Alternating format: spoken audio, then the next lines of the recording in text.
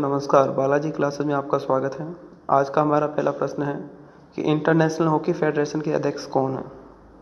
देखिए, international hockey federation के जो हाल ही में अध्यक्ष चुने गए हैं वो है नरेंद्र बत्रा। ये दूसरी बार इसके अध्यक्ष चुने गए हैं। इनके सामने बेल्जियम हॉकी फेडरेशन के चीफ मार्क कोड्रोन, जिन्हें बत्रा ने 2 वोटों से हराया। जहां बत्रा को 63 वोट मिले, वहीं मार्क को 61 वोट मिले थे। देखिए, बत्रा भारतीय ओलंपिक संघ के अध्यक्ष हैं और इंटरनेशनल ओलंपिक संघ के ये सदस्य भी हैं। वहीं अगर मैं बात करूं भारत के राष्ट्रीय खेल की, तो भारत का राष्ट्रीय खेल हॉकी है। तो एक प्रश्न आपके लिए ये है, हॉकी का जादूगर किसे कहा जाता है? हॉकी का जादूगर किसे कहा जाता है? उसके बाद जो विशेष जानकारी आप लोगों के लिए वो ये है कि भारतीय हॉकी टीम के कप्तान मनप्रीत सिंह और हॉकी राजस्थान के अध्यक्ष कौन है? अरुण सारस्वत।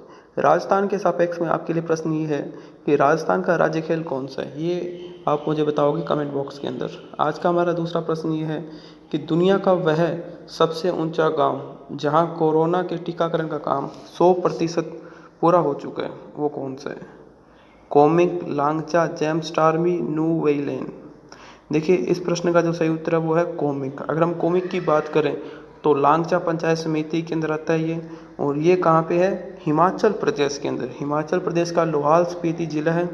देखिए, अगर मैं कोमिक गांव की बात करूं तो ये 4587 मीटर ऊंचाई पर स्थित गांव है और हिमाचल प्रदेश की राजधानी शिमला। मुख्यमंत्री जयराम ठाकुर और राज्यपाल की अगर मैं बात करूं तो राज्यपाल है बंडारू दत्तात्रेय। लोकसभा सीटें यहाँ पे 4 है, राज्यसभा सीटें 3 हैं। उसके बाद आज का जो हमारा तीसरा प्रश्न है वो है कि नेपाल के राष्ट्रपति कौन है? शेर बहादुर देउबा, विद्या देवी भंडारी, केपी शर्मा ओली और प्रचंड। देखिए, इस प्रश्न का सही उत्तर है सी, विद्या देवी भंडारी। देखिए, नेपाल की राजधानी है काठमांडू और नेपाल के बारे में विशेष ये है कि दुनिया की सबसे ऊंची चोटी माउंट एवरेस्ट नेपाल में है। तो आपके लिए मेरा प्रश्न ये है कि माउंट एवरेस्ट की ऊंचाई कितनी है? इस प्रश्न का उत्तर आप मुझे कमेंट बॉक्स में कमेंट करेंगे। उसके बाद आज का हमारा चौथा प्रश्न कि भारतीय मौसम विभाग ने किस तूफान की चेतावनी दी है? ताउते, टाकिया, यास या आस। देखिए, अभी ताउते तो अभी जा चुका है। अगर हम बात करें आने वाले जिस तूफान की चेतावनी दी गई है वो है यास। देखिए, जो यास, इसका जो नामकरण है वो ओमान ने किया था। अगर ओमान की स्थानीय भाषा में देखा जाए, यास का मतलब होता है निराशा। अगर ओमान की मैं राजधानी बताऊं तो वो है मस्कट और ओमान की मुद्रा है ओमानी रियाल।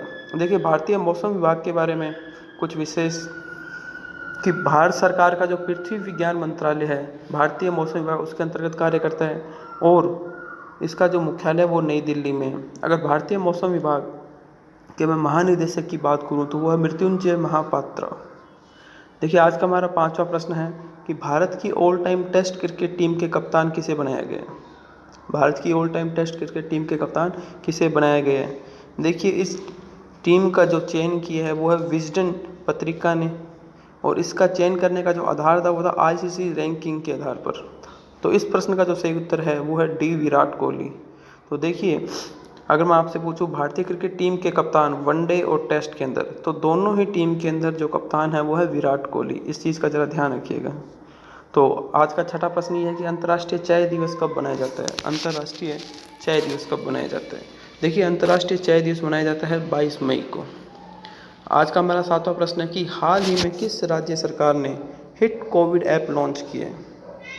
देखिए, इसका उत्तर है बिहार। बिहार की राजधानी पटना है और बिहार के वर्तमान मुख्यमंत्री नीतीश कुमार है।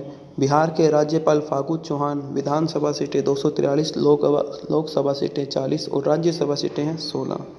देखिए, आपके लिए प्रश्न मेरा ये है कि बिहार का शोक किस नदी को कहते हैं? बिहार का शोक किस नदी को कहते हैं? इस प्रश्न का उत्तर आप कमेंट बॉक्स में मुझे कमेंट करेंगे। उसके बाद आठवां प्रश्न ये है कि सुंदरलाल बहुगुणा, जिनका भी हाल ही में कोविड-19 की वजह से निधन हुआ है, का संबंध किस क्षेत्र से है? देखिए, इनका संबंध पर्यावरण से है। बहुत प्रसिद्ध चिपको आंदोलन से ये जुड़े हुए थे और इनका संबंध अगर मैं राज्य से पूछूं तो उत्तराखंड राज्य से है। देखिए, आज का 9वां प्रश्न है कि गोवा के मुख्यमंत्री कौन है? देखिए, गोवा के मुख्यमंत्री प्रमोद सावंत हैं। गोवा की राजधानी पणजी। लोकसभा सीटें 2, राज्यसभा सीटें हैं 1। देखिए, गोवा भारत का सबसे छोटा राज्य है। अगर गोवा के क्षेत्रफल की बात करूँ तो 3702 वर्ग किलोमीटर है। जनसंख्या के सापेक्ष में भारत का चौथा सबसे छोटा राज्य है गोवा। देखिए, गोवा का भारत में विलय 19 दिसंबर 1961 को हुआ था। भारत में विलय होने वाले राज्यों में ये सबसे लास्ट में विलय होने वाला राज्य है। देखिए, टूरिस्ट डेस्टिनेशन के व्यू से देखें तो गोवा हमेशा ही टॉप पर है और महाभारत में गोवा का नाम गोप राष्ट्र मिलता है, जिसका मतलब है गाय चराने वालों का देश। देखिए, आप लोगों के लिए जो एक मेरा प्रश्न है वो ये है कि चौथे खेलो इंडिया यूथ गेम्स का आयोजन कहाँ होगा। प्रश्न मैं दोबारा बोल रहा हूँ कि चौथे खेलो इंडिया यूथ गेम्स का आयोजन कहाँ होगा। इस प्रश्न का उत्तर आप मुझे कमेंट बॉक्स में कमेंट करेंगे। Thank you guys, keep sharing, keep supporting. Thank you.